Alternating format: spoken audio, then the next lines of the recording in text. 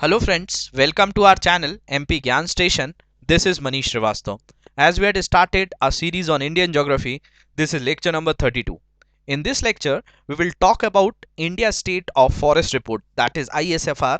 तो ISFR की report को आज हम डिस्कस करेंगे और ये लेटेस्ट रिपोर्ट जो है उसको हम लोग डिस्कस करने वाले हैं। ऑलरेडी जो है वेजिटेशंस के ऊपर मैं 3 लेक्चर्स कवर कर चुका हूँ, उन लेक्चर्स को भी आप देख लेंगे। जो आपको प्लेलिस्ट में सभी लेक्चर्स की लिस्ट मिल जाएगी, उसको आप गो थ्रू कर लेंगे तो आपको प्रॉपरली पूरे लेक्चर सीक्वेंस में है।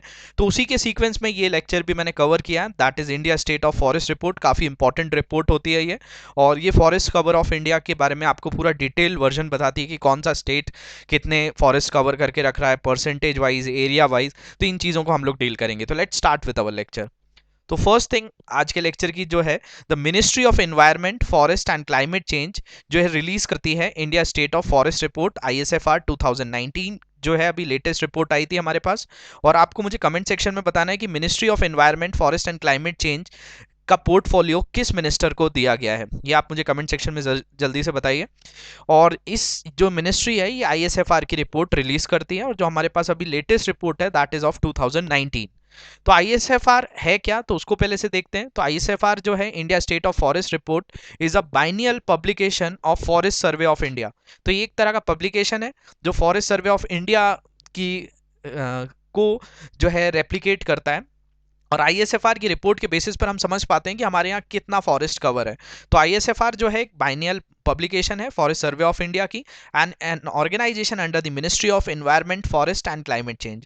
तो एक मिनिस्ट्री है जो आपकी इन्वायरमेंट, फॉरेस्ट और क्लाइमेट चेंज के अंदर ये पर्टिकुलर ISFR एक एज अ ऑर्गेनाइजेशन वर्क करती है।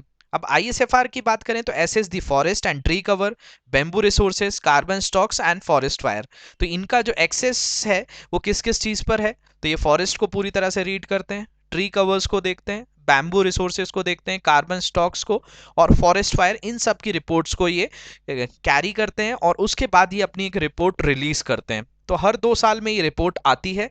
तो लास्टली जो आई थी वो 2017 में आई थी, उसके बाद ये 2019 में आई है। अब ऐसी ये रिपोर्ट जो आएगी 2021 के लिए नेक्स्ट रिपोर्ट आएगी। तो अभी के लिए आपकी लेटेस्ट रिपोर्ट 2019 की है।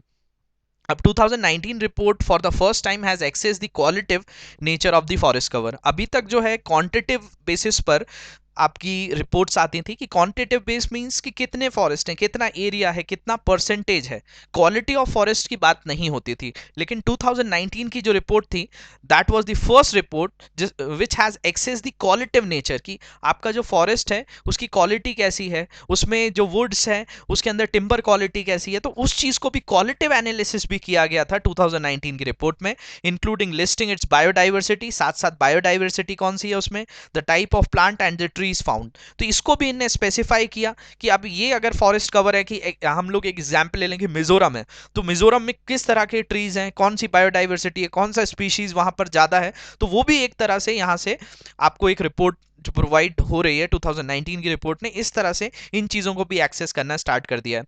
It also created a national forest inventory for the first time on produce from forest, और इसने जो है एक नेशनल फॉरेस्ट इन्वेंट्री को भी सेटअप किया है, क्रिएट किया है फर्स्ट टाइम, जो कि प्रोड्यूस फ्रॉम फॉरेस्ट को भी काउंट करेगा। और इस तरह से एक इन्वेंट्री फॉर्म हो जाएगी जो हमको एक डिटेल वर्जन देगी कि कितना फॉरेस्ट से हमको प्रोडक्शन हो रहा है, और हमारा फॉरेस्ट से क्या रेवेन्यू का भी जनरेशन हो रहा है, और ये किस तरह से इन्वायरमेंट को हैंडल करने के लिए और इन्वायरमेंट कंडीशंस को मेंटेन करने के लिए, ऑक्सीजन लेवल को मेंटेन करने के लिए, एयर क्वालिटी को मेंटेन करने के लिए ज़रूरी है। तो ये कुछ पॉइंट्स हैं जो ISFR से आपको याद रखने। तो फर्स्ट पॉइंट मैंने आपको बताया था, ये रिलीज कौन करता है, तो ministry of environment forest and climate change जो है रिलीज करती है ISFR 2019, जो है हमारे पास लेटेस्ट रिपोर्ट है। ISFR एक बाइनियल पब्लिकेशन है फॉरेस्ट सर्वे ऑफ इंडिया का, an organisation that is under the ministry of environment forest और क्लाइमेट चेंज के अंडर ये ऑर्गेनाइजेशन वर्क करती है। और ISFR ने जो है forest, tree cover, bamboo resource, carbon stocks और फॉरेस्ट फायर की चीजों पर एक्सेस है इनका। और 2019 में फर्स्ट टाइम हुआ कि इन्होंने क्वालिटेटिव एनालिसिस भी किया, including the list of biodiversity, type of plant और ट्रीज फाउंड, इनको भी किया। साथ साथ इसने क्रिएट किया है नेशनल फॉरेस्ट इन्वेंट्री, और ये फर्स्ट टाइम हुआ है जो कि आपका प्रोड्यूस फ्रॉम फॉरेस्ट को भी काउंट करेगा। नेक्स्ट अगर हम देखते हैं तो फॉरेस्ट कवर ऑफ इंडिया का यहाँ पे मैंने एक पाई चार्ट भी दिया है आपको। तो इसमें अराउंड जो 77% एरिया है हमारा इंडिया का, वो नॉन फॉरेस्ट एरिया है, जो मैंने लास्ट क्लास में भी बताया था। 1.26% स्क्रब एरिया है, ओपन फॉरेस्ट 9.4% है, मॉडरेटली डेंस फॉरेस्ट 9.5% है, और वेरी डेंस फॉरेस्ट जो है वो 2.61% है। इस तरह से ये हमारे एरियाज जो है अलग अलग कवर हैं। अब इसी में अगर हम बात करें फॉरेस्ट कवर इन इंडिया के, तो फॉरेस्ट कवर जो एरिया वाइज सबसे ज्यादा है दैट इज मध्य प्रदेश। तो Madhya Pradesh is the state which have maximum area under forest. Secondly अगर हम बात करें तो अरुणाचल प्रदेश है, देन छत्तीसगढ़, उड़ीसा एंड महाराष्ट्र। तो यहाँ सीक्वेंस में मैंने आपको फॉरेस्ट कवर एरिया वाइज बताया है। तो एरिया वाइज सबसे ज्यादा फॉरेस्ट मध्य प्रदेश में, अरुणाचल प्रदेश, छत्तीसगढ़, उड़ीसा एंड महाराष्ट्र। फिर फॉरेस्ट कवर अगर परसेंटेज वाइज बात करें, तो परसेंटेज वाइज जो होता है कि स्टेट का एरिया आउट, मतलब कि जैसे स्टेट का एरिया 10 है, तो अगर 10 में से अगर 5 जगह पे, जैसे अगर 10 आउट ऑफ 5 जो है, तो उससे 50% हो गया कि वो एरिया कवर हो रहा है। जैसे मध्य प्रदेश में मान लिया जाए कि बेसिकली 20 इसका मध्य प्रदेश का एरिया, मध्य प्रदेश जैसे सेकंड लार्जेस्ट स्टेट है इंडिया का, तो मध्य प्रदेश का एरिया ज्यादा है, तो वहां पर फॉरेस्ट कवर का एरिया भी ज्यादा है। लेकिन मिजोरम को आप देखेंगे तो एरिया में छोटा स्टेट है। तो जब उस मिजोरम को आप एनालिसिस करेंगे तो वहां के एरिया के अकॉर्डिंगली कितना परसेंटेज फॉरेस्ट से कवर है, तो that is Mizoram, that is 85.4%। तो कंफ्यूज नहीं होना है, मध्य प्रदेश में एरिया वाइज ज्यादा है और मिजोरम में आपका परसेंटेज वाइज ज्यादा है। तो मिजोरम हैव 85.4%, अरुणाचल प्रदेश है 79.63%, मेघालय है 76.33%। तो ये आपके टॉप 3 स्टेट्स हैं percentage wise as well as forest cover area wise, मैंने यहाँ पे बताया। नेक्स्टली अगर हम बात करें कि हमारा इंक्रीज इन फॉरेस्ट कवर हुआ है, तो countries forest cover include all patches of land with the tree canopy. Tree canopy भी मैंने आपको समझाया था कि डेंसिटी ऑफ फॉरेस्ट जहां पे मोर देन 10% या मोर देन 1 हेक्टेयर इन एरिया हो, और irrespective of land use and ownership and species of tree. तो हमारे यहाँ जो बेसिकली ये फॉरेस्ट रिपोर्ट को देखा गया था, तो इसको अगर हम कंसिडर करें तो इंडिया जो कंट्रीज फॉरेस्ट कवर जो है उसके अंदर सभी पैचेस को लिया जाता है जहाँ पे ट्री कैनोपी की डेंसिटी 10% से ज़्यादा, 10% हो या उससे ज़्यादा हो, साथ साथ 1 हेक्टेयर इन एरिया हो, irrespective of land use, ownership, species of trees को हम लोग कंसिडर नहीं करते हैं। इसमें हम लोग पूरी तरह से कंट्री के फॉरेस्ट कवर में सभी चीज़ें आ जाती हैं कि कोई भी पैच हो सकता है लैंड का, कोई भी ट्री कैनोपी हो सकती है, कोई भी आपका land use, ownership, species of tree कोई भी टाइप का होगा, उसको हम लोग फॉरेस्ट कवर में इंक्लूड करते हैं। तो उसके accordingly total forest cover of India का जो आया है वो आपका आया है 7,12,2419। और इसमें अगर हम बात करें कि पूरे जोग्राफिकल एरिया जो कि आपका इंडिया का एरिया, आपको मेरे को कमेंट सेक्शन में बताना है कि इंडिया का एरिया कितना है, उसका 21.67% जो है जोग्राफिकल एरिया वो आपका फॉरेस्ट से कवर है। और जो टॉप 5 स्टेट्स जिनके अंदर इंक्रीज सबसे ज्यादा हुआ है इस रिपोर्ट के अकॉर्डिंगली, वो हुआ है कर्नाटका में।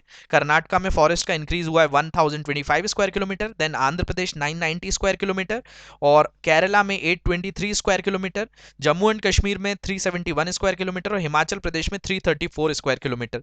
तो इन जगहों पर फॉरेस्ट के अंदर एक इंक्रीमेंट हमने ऑब्जर्व किया है। तो ये चीज़ आप याद रखेंगे कि बेसिकली ये ऐसे एरिया हैं जहाँ पे फॉरेस्ट सबसे ज़्यादा नहीं है, लेकिन यहाँ पे अभी रिसेंट टाइम में एफॉरेस्टेशन करके जो गवर्नमेंट की अलग अलग पॉलिसीज़ हैं उसके थ्रू वहाँ पे फॉरेस्ट कवर को बढ़ाया गया है। नेक्स्ट अगर हम बात करें कि decline of forest cover in north eastern region, हमारे जो नॉर्थ ईस्ट स्टेट हैं वहाँ पे पहले से फॉरेस्ट हैं लेकिन वहाँ पे डिक्लाइन हुआ है, जो कि अभी ये प्रेजेंट रिपोर्ट बता रही है। Total forest cover in the north eastern region is 1,70,541 square kilometre which is 65.05% of the geographical area. तो नॉर्थ ईस्टर्न रीजन में 65.05% एरिया जो है वो आपका बेसिकली फॉरेस्ट कवर है, और यहाँ पे थोड़ा सा डिक्रीमेंट हुआ है। तो there has been a decrease of forest cover to the extent of 765 kilometre, और 765 किलोमीटर के फॉरेस्ट को कट कर दिया गया है, that is 0.45% in the region except Assam and Tripura, all the states in the region show decrease in forest cover.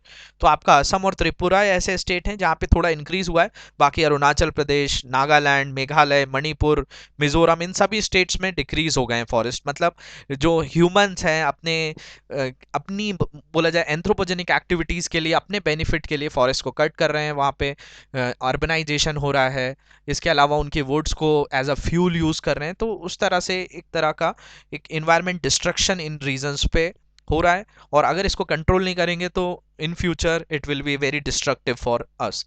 वैसे तो हमारी रिपोर्ट में ये पता चला है कि हमारे यहाँ फॉरेस्ट बढ़ गए हैं ओवरऑल, लेकिन जिस जगह पे कम हो रहे हैं उन पर भी हमको ध्यान देना पड़ेगा, उनके लिए भी एक फ्रेम पॉलिसीज बनानी पड़ेगी कि इन एरियाज में इतने परसेंट से कम फॉरेस्ट नहीं होना चाहिए। क्योंकि अगर हम टोटल किसी भी कंट्री के अंदर अगर बात करें कि एक मिनिमम अमाउंट ऑफ फॉरेस्ट कितने होने चाहिए, तो 33% एरिया जो होना चाहिए वो फॉरेस्ट से कवर होना चाहिए, जो कि इंडिया में नहीं है।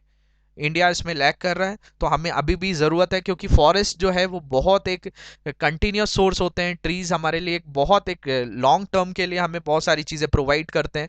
तो हम टेक्नोलॉजी कितनी भी डेवलप कर लें, अगर हम फॉरेस्ट कवर्स को डिक्रीज करते जाएंगे तो that will be very destructive for human as well as its civilisation. हमारी इकोनॉमी में एक बहुत बड़ा, जो बेसिकली हेल्थ पर इतना पैसा खर्च किया जा रहा है, आयुष्मान भारत योजना स्टार्ट कर दी जा रही है, लेकिन अगर हम इन चीज़ों पर जोर नहीं देंगे तो हम लोग एयर फिल्टर्स कितने भी बना लें, हमें प्योर एयर नहीं मिलेगी। तो फॉरेस्ट हमें जो है एक नेचुरल लंग्स का काम करता है किसी भी कंट्री के लिए। तो इन द सेम वे अगर ये फॉरेस्ट किसी भी तरह से कम हो रहे हैं तो that is a questionable thing, और it is a very alert thing कि हमें इससे अलर्ट होना पड़ेगा, क्योंकि ये एक इन्वायरमेंट की डायरेक्शंस में एक बहुत ज़्यादा एक प्रॉब्लमेटिक है। क्योंकि फॉरेस्ट हमें बहुत सारी सारी चीज़ों में हमें सपोर्ट प्रोवाइड करते हैं, हमारी ऑक्सीजन सप्लाई में, इसके अलावा हमें टिम्बरवुड इंडस्ट्रीज में है। तो इस तरह से बहुत सारे यूजेस हैं, जैसे मेडिकल बेनिफिट्स भी होते हैं इनसे, कई तरह के जो आपकी हैंडीक्राफ्ट इंडस्ट्रीज हैं वो इन पे डिपेंडेंट है। तो फॉरेस्ट के बहुत सारे यूजेस हैं, लेकिन अगर ये कम होगा तो इससे और भी सारी चीज़ें जो है वॉल्व होने लगेंगी, जैसे सुनामीज वगैरह का आना एक बहुत बड़ा प्रॉब्लम है एफॉरेस्टेशन कम होने से। साथ साथ जो आपका सॉइल इरोजन का प्रॉब्लम है ये भी फॉरेस्ट के कारण है, एयर क्वालिटी का डिग्रेड होना ये भी एक प्रॉब्लम है। तो decline of forest is really alert thing for all of अस।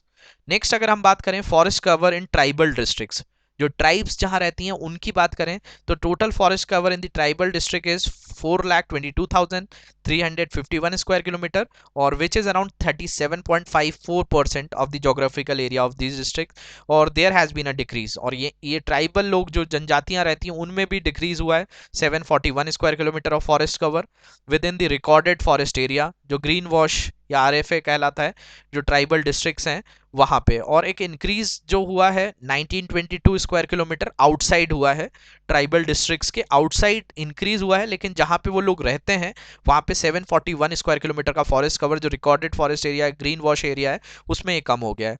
तो there has been a decline in tree cover inside forest due to tribal population getting land titles, जो उनको लैंड मिलने लगा है, पट्टा मिलने लगा है गवर्नमेंट की तरफ से, तो वो उस जगह पे फॉरेस्ट को कट करके अपने हैबिटेशंस बना रहे हैं। And there has been a rise in the tree outside the forest area due to increase in the tree plantation and afforestation activities. जो गवर्नमेंट के अलग अलग स्कीम्स चल रहे हैं, जो वृक्षारोपण के अलग अलग जो एक टाइम पर इन्वायरमेंट डे पर ये चीज़ें होती हैं, उनके कारण ट्री प्लांटेशन अफॉरेस्टेशन होने के कारण आउटसाइड एरिया में तो फॉरेस्ट बढ़ रहा है, लेकिन जहाँ पे ह्यूमन हैबिटेशंस हैं ट्राइबल डिस्ट्रिक्ट्स में, वहां पर ये फॉरेस्ट के अंदर डिक्लाइन हुआ है। इसके अगर हम बात करें रिकॉर्डेड फॉरेस्ट एरिया क्या होता है, तो these are the area recorded as forest in the government records. जो रिकॉर्डेड फॉरेस्ट एरिया वो होते हैं जो गवर्नमेंट के रिकॉर्ड्स में होते हैं, उनका एरिया रिकॉर्ड करके रखा जाता है। और ग्रीन वॉश ये भी वर्ड आया था। तो the extent of wooden areas generally show in the light green colour on the survey of India topo sheets. जो एक रिपोर्ट बनती है, एक डेटा शीट बनती है जो आपका forest survey of India create करता है, उसके अंदर जो ग्रीन कलर से शो किया जाता है उसको आप ग्रीन वॉश कहते हैं। तो वो एक्सटेंड होता है वुडेड एरियाज, जो कि वुड जिससे आपको बेनिफिटेड होता है वो लाइट ग्रीन कलर से सर्वे ऑफ इंडिया के टोपो शीट्स में शो किया जाता है, तो उसको ग्रीन वॉश के कहा जाता है। और रिकॉर्डेड फॉरेस्ट एरिया वो होता है जो कि फॉरेस्ट एरिया जो होता है गवर्नमेंट ऑफ इंडिया के अंदर रिकॉर्डेड रहे, तो उसको रिकॉर्डेड फॉरेस्ट एरिया कहते हैं। नेक्स्ट अगर हम बात करें इंक्रीज इन ट्री कवर कहाँ पे हुआ है, तो tree cover comprises of tree patches of size less than 1 hectare occurring outside the recorded forest area. मतलब ट्री कवर हम उस चीज को बोलते हैं कि वो ट्री पैचेस जिनका साइज लेस देन 1 हेक्टेयर हो और वो आउटसाइड हो किससे, रिकॉर्डेड फॉरेस्ट एरिया के, उसको हम बोलेंगे कि ये ट्री कवर है। तो tree cover of the country is estimated as 95,020 square kilometre और ये 2.89% है जोग्राफिकल एरिया में। और Maharashtra has the highest increase in the tree cover and the large part of that is due to horticulture. और ये increase जो हुआ है हॉर्टिकल्चर के कारण हुआ है। और बेसिकली हॉर्टिकल्चर जो है इसमें आपके प्लांट्स की स्टडी की जाती है और प्लांट्स का इसमें रियरिंग की जाती है, जो कि ऐसे प्लांट्स होते हैं जिनसे आपको किसी तरह का यूटिलिटी होती है, मतलब ह्यूमंस का उनको यूज करते हैं हम डे टू डे लाइफ में। तो उसके कारण महाराष्ट्र के अंदर ये आपका ट्री कवर जो है इंक्रीज हुआ है outside the recorded forest area में। नेक्स्ट अगर हम बात करें कि हमारी जो ये 2019 की रिपोर्ट है, इसको अगर हम कंपैरिजन करें 2017 की रिपोर्ट से तो क्या चेंजेस आए ये भी हमारे लिए ज़रूरी है। तो 2019 survey has found an increase of 5188 square kilometre in total forest and tree cover in the country. तो इस रिपोर्ट से हमको पता चला है कि हमारी पुरानी स्थिति से, हमारी 2017 की स्थिति से हम लोग जो है 5188 स्क्वायर किलोमीटर के फॉरेस्ट एरिया को इंक्रीज कर लिया है और ट्री कवर को भी इंक्रीज किया है। Tree and forest cover together जो है अगर हम बात करें तो 24.56% ऑफ इंडियाज एरिया हो गए और लास्ट असेसमेंट में ये 24.39% था। तो हमने इसमें इंक्रीज किया है। और Nations tree and forest cover has largely hovered from 21 to 25% and is short of the national forest policy of 1988। तो अभी भी हमारा जो है 1988 के अकॉर्डिंगली 25% तक पहुंचना था, वो अभी हम पहुंच नहीं पाए हैं। 24.56 है, अभी भी अराउंड 0.4% हम पीछे हैं। और इसके बाद हमें 33% पे भी जाना है, जैसा मैंने आपको बताया था, which envisages is 33% to be under such cover. मतलब हमारा जो एम है वो ये है कि हम लोग 33% एरिया इंडिया का जो है उसको फॉरेस्ट से कवर करें, इसको अचीव करना है। लेकिन अभी हम 24.56% पे पहुंचे हैं। मैंग्रोव कवर की बात करें तो इन दी कंट्री जो है वो इंक्रीज हुआ है 54 स्क्वायर किलोमीटर, जो कि 1.10% हुआ है प्रीवियस असेसमेंट से। मतलब डेल्टा रीजन्स में जो कोस्टल रीजन होते हैं उन पर जो मैंग्रोव कवर है वो भी बढ़ा है, तो that is a good sign. और प्रीवियस असेसमेंट से ये भी डेटा इंक्रीज हुआ है। नेक्स्ट अगर हम बात करें कि कार्बन स्टॉक, ये भी वर्ड आया था आपका शुरू में जब मैंने आपको ISFR पढ़ा रहा था, तो ये कार्बन स्टॉक को भी समझते हैं कि क्या होता है। तो the total carbon stock of the country was estimated 7124 million turns which is an increase of 42.6 million tons from the last assessment। तो कार्बन स्टॉक भी जो है वो इंक्रीज हुआ है 7.24 मिलियन टन्स और ये इंक्रीज जो हुआ है 42.6 मिलियन टन्स हुआ है लास्ट असेसमेंट से। और ये इंप्लाई करता है कि India is on the right track to achieve its Paris agreement commitment of 2.5 to 3 billion carbon sink. अब ये कार्बन स्टॉक का मतलब जो बेसिकली होता है कि हम कार्बन को किस तरह से सिंक कर रहे हैं। अब इसमें आपको डाउट आ रहा होगा कि कार्बन डाइऑक्साइड तो हमारे लिए हार्मफुल है और अगर हम स्टॉक बढ़ा रहे हैं, इंक्रीज कर रहे हैं, तो इससे तो हमें लॉस ही हो रहा होगा। लेकिन ये उस सेंस में नहीं है। कार्बन स्टॉक का मतलब कि हमारे पास इतने ट्रीज हो गए हैं कि वो ट्री ज्यादा से ज्यादा कार्बन डाइऑक्साइड को यूज कर रहा है in the process of photosynthesis और उसको कन्वर्ट कर दे रहा है ऑक्सीजन में और प्लांट्स का फूड उससे प्रिपेयर हो रहा है।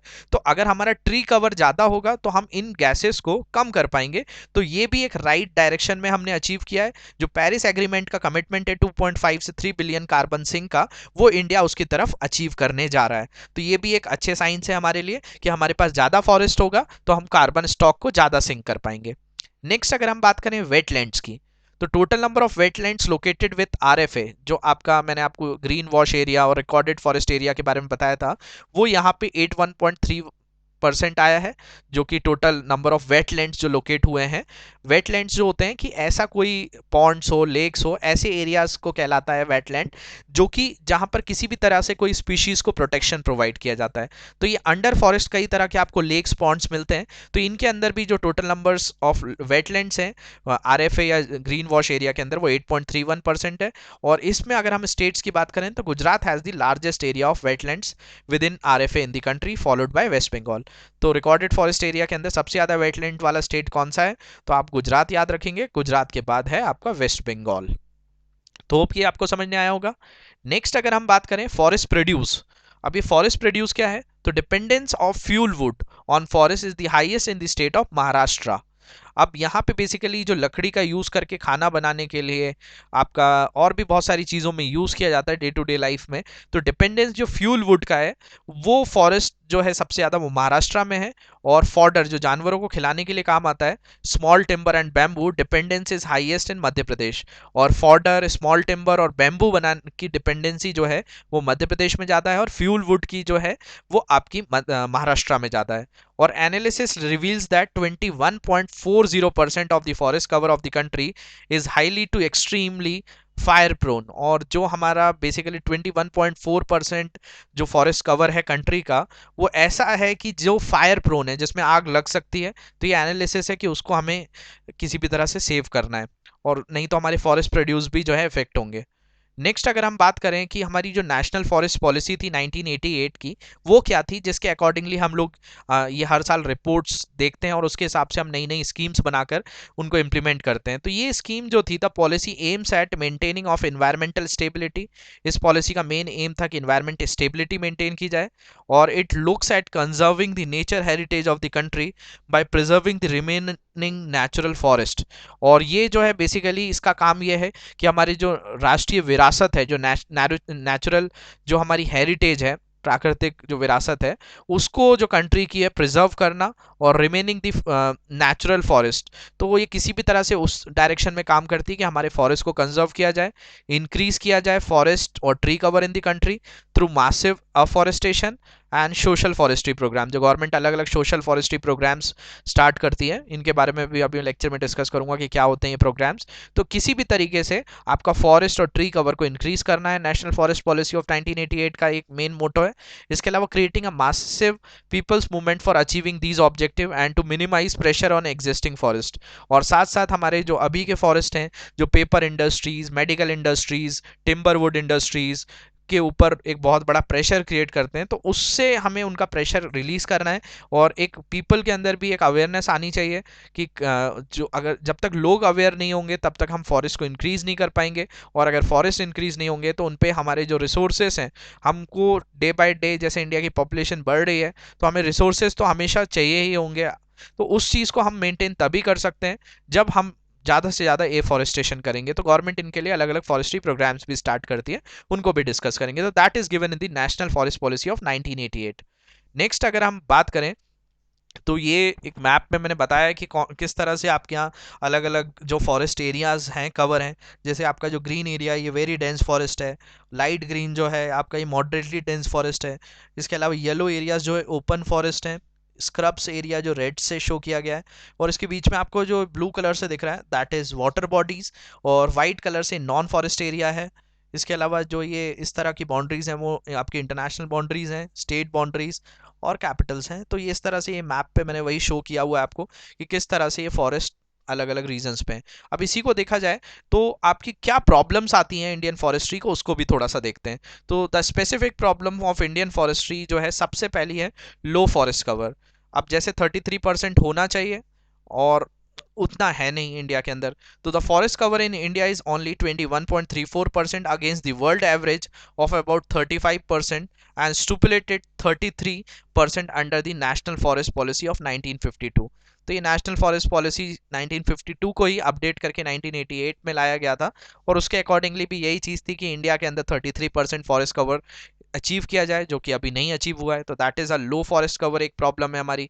इसके अलावा the states of Punjab, Haryana and Rajasthan have less than 5% of their area under forest. अब इन स्टेट्स में आप देखेंगे, पंजाब में तो यहाँ एग्रीकल्चर को ज़्यादा प्रमोट किया जाता है, यहाँ फॉरेस्ट नहीं है। राजस्थान में भी ये सेम प्रॉब्लम है। तो ये भी एक लो फॉरेस्ट कवर जो है एक प्रॉब्लम है इंडियन फॉरेस्ट्री के लिए। नेक्स्ट अगर हम बात करें, तो forest area is decreasing due to deforestation. और जो फॉरेस्ट एरिया डिक्रीज हो रहा है उसका एक बहुत बड़ा कारण है डिफॉरेस्टेशन, जो पेड़ काट दिए जा रहे हैं। उसका एक बहुत बड़ा रीजन है growing demand of agriculture land, जो एग्रीकल्चर की डिमांड हो रही है जो फूड सिक्योरिटी के लिए। इसके अलावा अर्बनाइजेशन एंड इंडस्ट्रियलाइजेशन, जो आपका बोला जाए कि कॉन्क्रीट डेवलपमेंट होता जा रहा है, इंडस्ट्रीज डेवलप हो रही हैं, लोगों के हैबिटेट डेवलप हो रहे हैं, तो उसके कारण फॉरेस्ट कवर कम होते जा रहे हैं। कंस्ट्रक्शन ऑफ मल्टीपर्पज़ प्रोजेक्ट, जो अलग अलग मल्टीपर्पज़ प्रोजेक्ट बनाए जाते हैं रिवर्स के ऊपर, उनके कारण फॉरेस्ट को कट कर दिया जाता है। इसके अलावा कमर्शियल एक्टिविटीज़ जैसे माइनिंग करना, कोरिंग करना, ऑयल एक्सट्रैक्शन, ऑर्चर्ड डेवलपमेंट, इनके कारण भी फॉरेस्ट को कट किया जाता है। इसके अलावा एक बहुत बड़ा प्रॉब्लम है नॉर्थ ईस्ट स्टेट में जिसको कहते हैं shifting cultivation, zoom cultivation. The increased pressure of population has reduced the Zoom cycle to only 5 years in many parts of Nagaland, Meghalaya, Mizoram, Tripura, Manipur। In regions पे जो है काफ़ी population बढ़ती जा रही है, तो वो लोग जो है जो आपके स्लोप्स होते हैं, ऐसे किसी हिल्स के स्लोप्स जहाँ ट्रीज होते हैं उनको कट करते हैं, उनको बर्न करते हैं, बर्न एंड स्लैश कल्टीवेशन भी कहा जाता है, और उस जगह पे एग्रीकल्चर करते हैं, और वो थोड़े दिनों में उन जगहों की जो प्रोडक्टिविटी होती है, फर्टिलिटी होती है, कम हो जाती है, फिर उसको छोड़कर वो दूसरे लैंड पे चले जाते हैं। तो इस तरह से शिफ्टिंग कल्टीवेशन जो है एक बहुत बड़ा कॉज है डिफॉरेस्टेशन नॉर्थ ईस्ट स्टेट में। Consequently the forest do not have sufficient time to regenerate, और साथ ही साथ ये होता है कि भाई फॉरेस्ट को इतना टाइम नहीं रहता कि वो वापस से रीजनरेट कर पाए, तो वो टोटली डिस्ट्रक्ट हो जाता है। एक रीजन और भी है ओवर ग्रेजिंग बाय कैटल्स, जो कैटल्स का रेयरिंग ज़्यादा होने लगा है, क्योंकि इसमें आपको जो लोग होते हैं उनको पैसा दिखता है।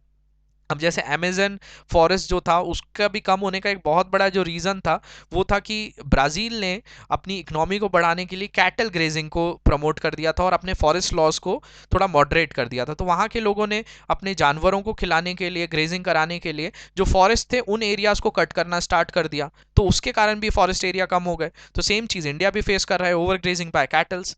इसके अलावा ट्रांस ह्यूमंस, जो कि सीजनल माइग्रेशन होता है नोमैटिक ट्राइब्स का up and down the mountains, जब ये लोग मूव करते हैं तो ये भी फॉरेस्ट को कट करते जाते हैं, तो वो भी एक जो है डिक्रीज कर देता है फॉरेस्ट एरियाज को। नेक्स्ट अगर हम बात करें तो uneconomic utilization of forest. अब uneconomic utilization of forest क्या है? तो most of the forest are not gregarious. Gregarious मतलब that is usable plants not growing close enough, that create a problem in their exploitation. अब जैसे कोई plant आपके घर में होगा जिसका कोई भी तरह से यूज़ नहीं है, जैसे आपके घर में कोई मैंगो का ट्री है या पपाया ट्री है या किसी भी तरह का ऐसा कोई ट्री है जिससे आपको कोई ना कोई आप उसको यूटिलाइज कर सकते हैं, तो आप उसको कट नहीं करेंगे। लेकिन अगर आपको ऐसा लगता है कि ये पेड़ तो कोई काम का ही नहीं हमारा, तो हम लोग क्या हमारी एक थिंकिंग हो जाती है कि ये किसी भी तरह से इकोनॉमिक एक्टिविटी या हमारे लिए कोई फेवरेबल नहीं है, तो इसको कट कर सकते हैं। तो ये एक बहुत बड़ी चीज़ है हमारे फॉरेस्ट में कि जो मोस्ट फॉरेस्ट हैं वो ग्रेगेरियस हैं, यूजेबल प्लांट्स जो हैं वो इतने नहीं है, तो इसके कारण ये एक्सप्लॉइटेशन कर देते हैं। इसके अलावा 40% of the total forest area is inaccessible. और जो बेसिकली हमारे पास एक बात करें कि अन इकोनॉमिक यूटिलाइजेशन फॉरेस्ट का क्यों हो रहा है, क्योंकि हम कई फॉरेस्ट एरियाज को एक्सेस ही नहीं कर पा रहे हैं। इसके अलावा lumbering, transport and sawing of timber is still done by primitive techniques. अब जो होता है हम बहुत पुरानी ट्रेडिशनल जो है टेक्निक्स यूज़ कर रहे हैं, जिसके कारण हम उतनी इकोनॉमिक या रेवेन्यू जनरेट नहीं कर पाते हैं जितनी दूसरी कंट्रीज जनरेट कर पा रही है। इसके अलावा lack of scientific techniques of growing forest, जैसे कनाडा, रशिया में साइंटिफिक टेक्निक्स के थ्रू फॉरेस्ट को ग्रो किया जाता है, तो उससे उनका इकोनॉमिक यूटिलाइजेशन काफ़ी होता है जो कि इंडिया में नहीं हो पाता है।